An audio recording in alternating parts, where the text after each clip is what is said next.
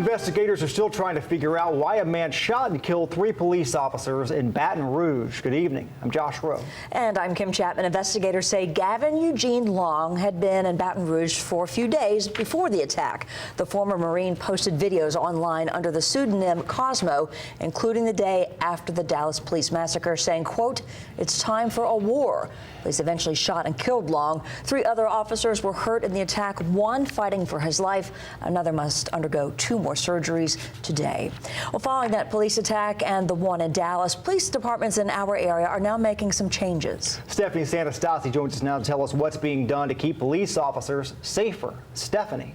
Kim and Josh, today we talked to the police chiefs in both Chattanooga and Cleveland. They both assured us changes are being made so something like Dallas or Baton Rouge doesn't happen here. In less than 2 weeks, 8 officers shot and killed in the line of duty. The first shooting happened here in Dallas, Texas. The second one in Baton Rouge, Louisiana. Cleveland Police Chief Mark Gibson says these shootings have sparked a conversation for changes within his department. We've worked with the 911 center.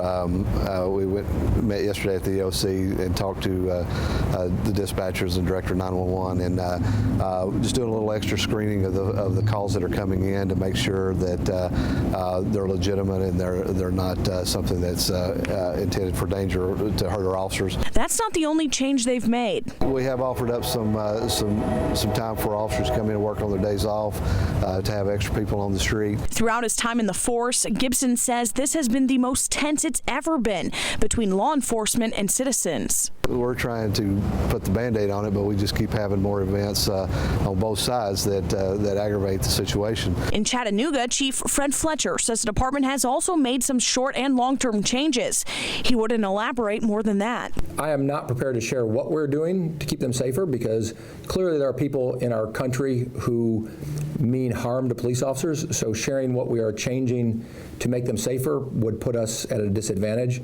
Both chiefs agree it's an emotional time for their men and women on the street, but each day they'll continue to strap on the uniform and protect their communities. The cowardly acts of these criminals, these terrorists in Dallas and Baton Rouge, will not dissuade law enforcement from finding the bad guys and standing between the bad guys and our community, our families.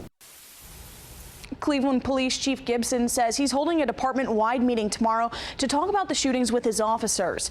The Chattanooga Police Department will be holding a prayer vigil this Saturday. We've posted the details to our website, NewsChannel9.com. Josh. Stephanie, thank you. Both departments will continue to wear mourning bands on their badges.